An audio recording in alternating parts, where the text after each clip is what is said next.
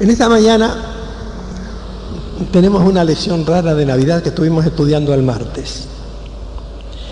Y yo quisiera decir algunas cosas. Ayer fuimos a una librería con Rosita a comprar tarjetas de Navidad para los parientes que tenemos distribuidos por el mundo y los amigos también.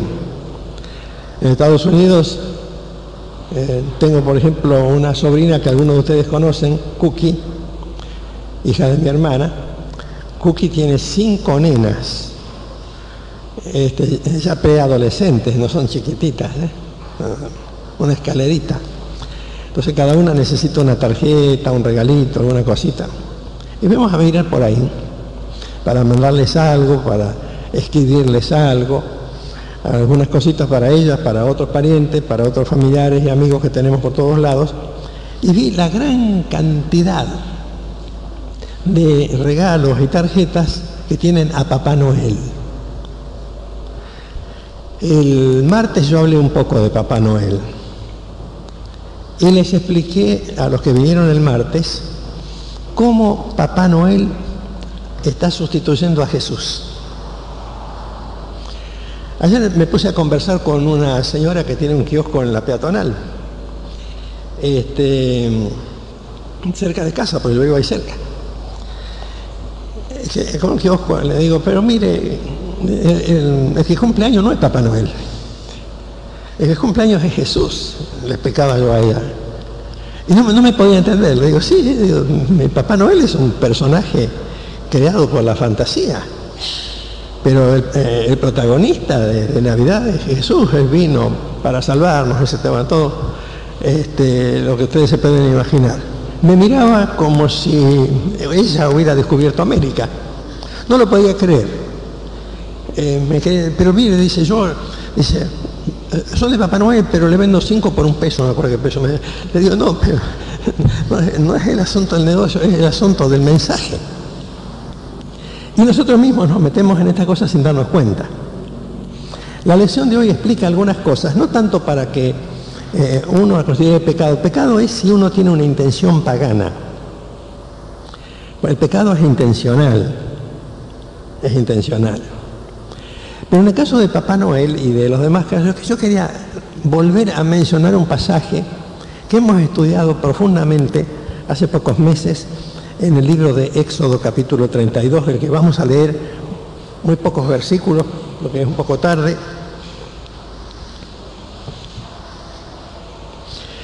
Empezamos con el último versículo del capítulo 31, del 18, del 31, cuando dice que Dios le dio a Moisés, cuando acabó de hablar con él en el monte de Sinaí, 2 tablas del testimonio, tablas de piedra escritas con el dedo de Dios.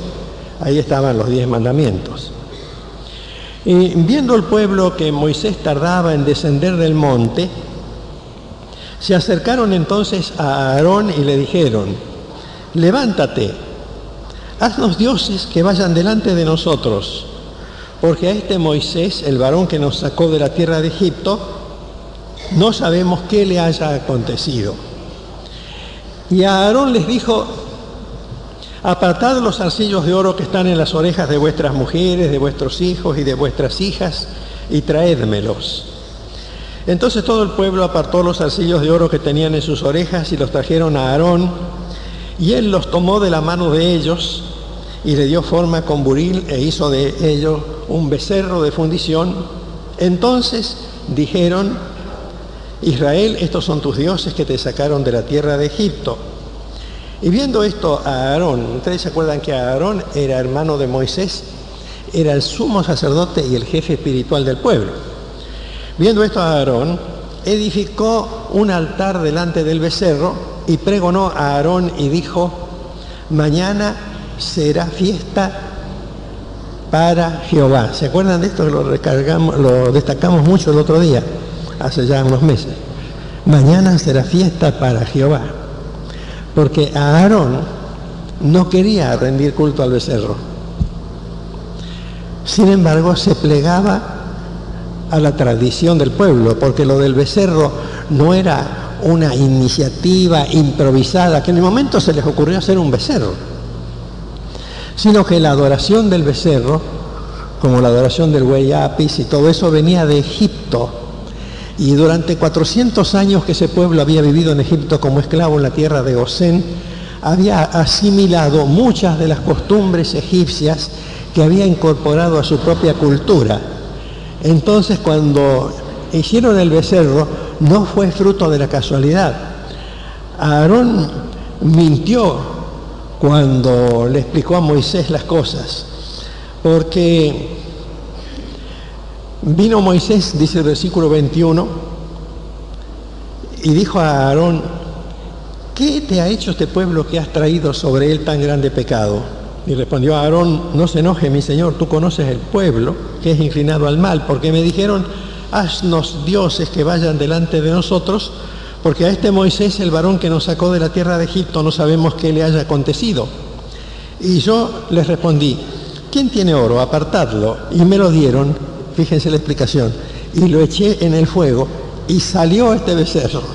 Si hubiera salido así nomás, no salió así nomás.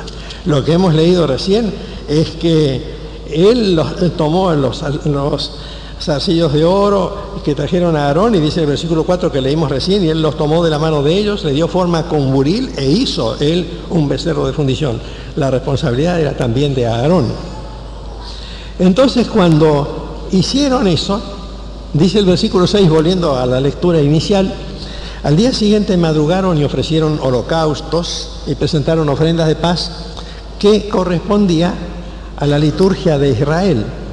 Y se sentó el pueblo a comer y a beber, cosa que estaba muy vinculada también con los antecedentes que después iban a dar lugar a la Cena del Señor. Una vez en unas actividades con los hermanos libres hace muchos años en Buenos Aires, yo expliqué cómo la costumbre de comer y beber iba a asociarse a la larga con la Cena del Señor.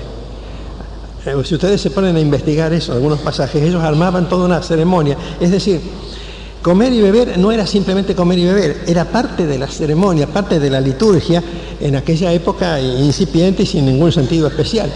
Y después se levantó a regocijarse. Es decir, se levantó a tener una fiesta. La fiesta está descrita en el versículo 17, cuando Josué, que venía junto con Moisés, escuchó el clamor del pueblo que gritaba y dijo a Moisés: alarido de pelea hay en el campamento. Y Moisés respondió: no es voz de alarido de fuertes ni voz de alaridos de débiles, voz de cantar oigo yo. Y aconteció que cuando él llegó al campamento y vio el becerro y las danzas, ardió la ira de Moisés y arrojó las tablas de sus manos y las quebró al pie del monte, las tablas que tenían los 10 mandamientos. Noten ustedes, esto se llama sincretismo. Sincretismo es unir, o tratar de unir, lo que es pagano con lo que es revelado por Dios. Lo que es pagano es del diablo, creado por la mente humana, pero elaborando divinidades o ídolos ajenos a Dios mismo. Y lo que es revelado por Dios es lo que Él ha enseñado. En la fiesta de Navidad tenemos, como explicábamos el martes y lo repasamos ahora para que vayamos bien claritos a la lección, algunos elementos de sincretismo que hay que comprender, que hay que entender. No es rasgarse las vestiduras, tirarse al río o quemarse en una hoguera, pero es entender bien. Lo que es pagano, por ejemplo, tienen razón los testigos de Jehová cuando están golpeando las puertas y diciendo el 25 de diciembre era la fiesta del sol invicto. Llámese fiesta del sol invicto, llámese como se llamara, el 25 de diciembre era una fiesta pagana y entonces hubo que cambiarle el sentido y poner que ese era el cumpleaños de Jesús para moderar un poquitito las festividades paganas. Que quedaron, ustedes saben que los cohetes son un resabio del paganismo. Y yo no me voy a escandalizar si ustedes van y encienden un cohete el 24 de diciembre. Quiero decirles que cuando uno estudia el origen de las cosas, los cohetes vienen del paganismo. Y las luces vienen del paganismo. Algunos dicen que viene de la festividad de las luces del pueblo judío. Eso es cierto, pero originariamente las luces venían como elemento litúrgico para guiar a los espíritus. Y hay documentos, mucho antes de la Edad Media, documentos que dicen que en el cristianismo era necesario encender luces en la Nochebuena para guiar al Espíritu de Jesús para que no se perdiera. El árbol de Navidad, como hemos explicado el otro día, es un resabio del paganismo, porque el árbol de Navidad era parte del culto de los espíritus arbóreos. Se presumía que, todavía presumen los animistas en África, por ejemplo, en el interior del Asia y en otras regiones, que los árboles tienen espíritus que viven allí. Esto estuvo muy difundido, por ejemplo, en la población de Irlanda. Cuando Irlanda se llamaba Tuatha de Danann, eran descendientes de Dan que vivían en Irlanda, ellos rendían culto a los árboles, a los espíritus que estaban dentro de los árboles. Y entonces cuando llegaba el invierno, particularmente en el norte de Europa, suponían que cuando los árboles perdían sus hojas, los espíritus se habían ido. Entonces había que hacer que los espíritus volvieran cuando viniera la primavera. Para que no encontraran los árboles feos, los adornaban con luces, con guirnaldas, con esferas, con toda clase de cosas, de manera que los espíritus vieran y dijeran, me gusta ese árbol. Eso está documentado, es parte de la historia de las religiones, historias que se han escrito a lo largo de mucho tiempo, de siglos. Ustedes en cualquier lugar pueden documentarse bien y darse cuenta que es una costumbre que fue heredada del paganismo. Y después fue incorporada, por ejemplo, por la reina Victoria en Inglaterra y por otros más. Fíjense ustedes que el abeto nunca perdía las hojas. Y entonces los misioneros cristianos, casi todos católicos que llegaron al norte de Europa, dijeron, miren, pero ustedes están equivocados porque hay árboles que pierden las hojas porque se van los espíritus, pero está el abeto, el arbolito triangular, el típico arbolito de Navidad, que no pierde las hojas. Así que ustedes están equivocados. Ellos contestaron, no, lo que pasa es que los espíritus no se van del abeto, entonces por eso tenemos que adornarlo mejor todavía. Y lo adornaban mejor. Y primero lo ponían afuera de la casa, porque el abeto es grande. Entonces protegía a los alrededores de la casa y los defendía de los asaltos, los ladrones y todo, según ellos creían, porque los espíritus estaban ahí en ese árbol grande. Pero se les ocurrió posteriormente hacer un abeto chiquitito para meter dentro de la casa para que proteja el hogar. Y lo hicieron así. Y es la costumbre que nosotros hemos heredado. Papá Noel era un personaje también, como explicamos el martes, un personaje importantísimo dentro de la idolatría pagana de los teutones y de otras tribus del norte de Europa, pero no se llamaba Papá Noel, se llamaba Papá Invierno. El Papá Invierno era el dios del invierno, y para rendirle culto ellos buscaban a una persona mayor que se disfrazara de invierno. Le ponían unas ropas especiales, no las que vemos ahora, sino de aquella época, y lo hacían caminar por las calles, y en cada casa le ofrecían comida y bebida para que se alegrara, para que estuviera contento. Procuraban que al reírse dijera jojo a los gritos por la calle para reconocerlo.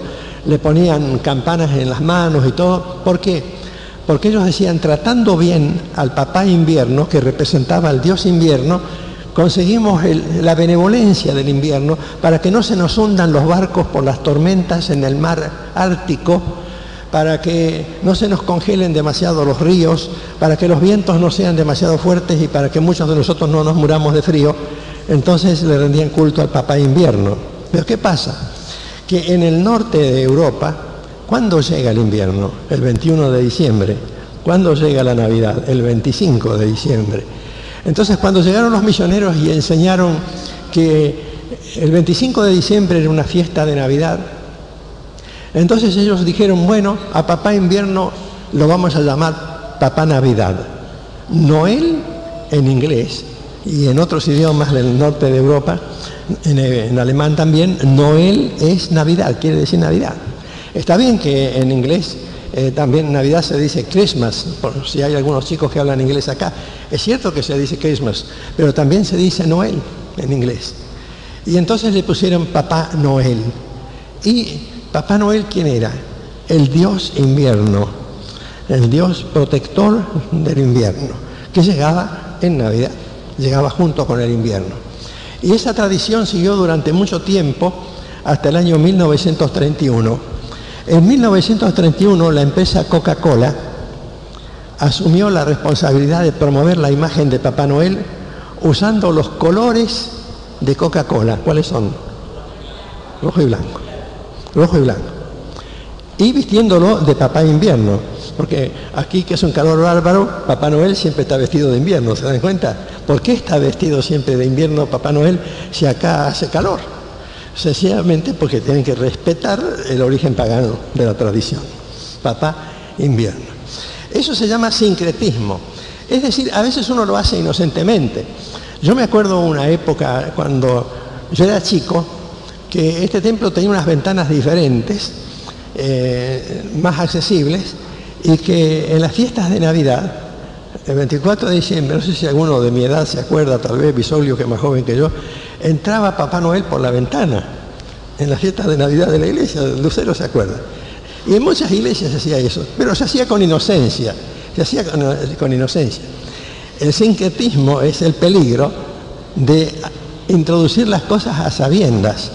Pablo decía: si a mí me ofrecen carne ofrecida a los ídolos y yo no sé, puedo comerla, pero si yo sé, no debo comerla.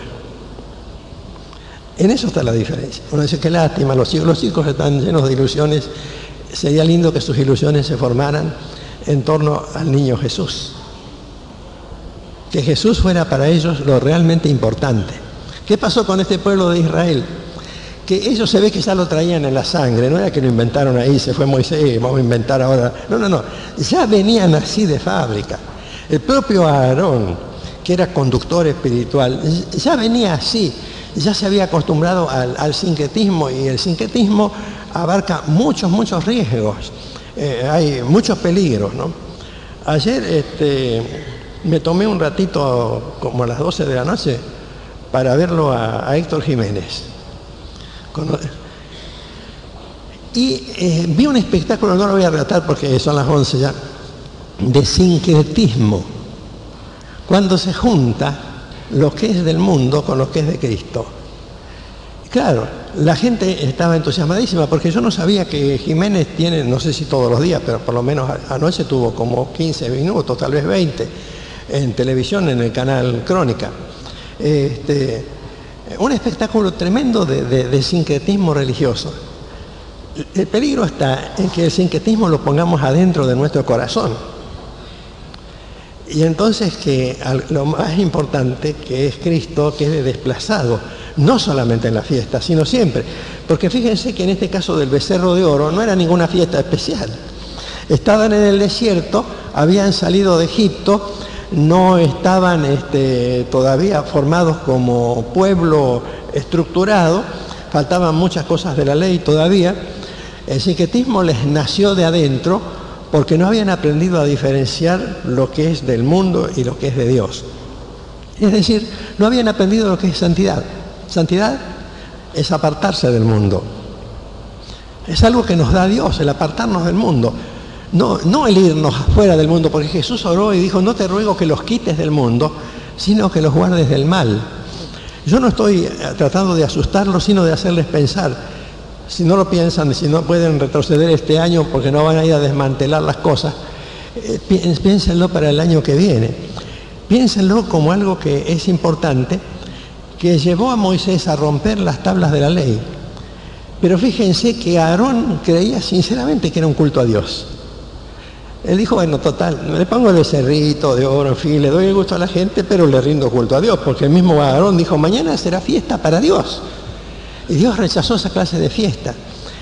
Nosotros en nuestros conceptos estamos siempre contaminados por la tendencia al sincretismo. Es uno de los temas teológicos más importantes de los últimos tiempos, porque la televisión, porque Internet, porque la información comercial, porque todo lo que se publica y difunde ahora tiende a confundirnos. Y tenemos que evitar esta clase de confusión. Por eso la lección de la escuela dominical de hoy es para que ustedes lo piensen.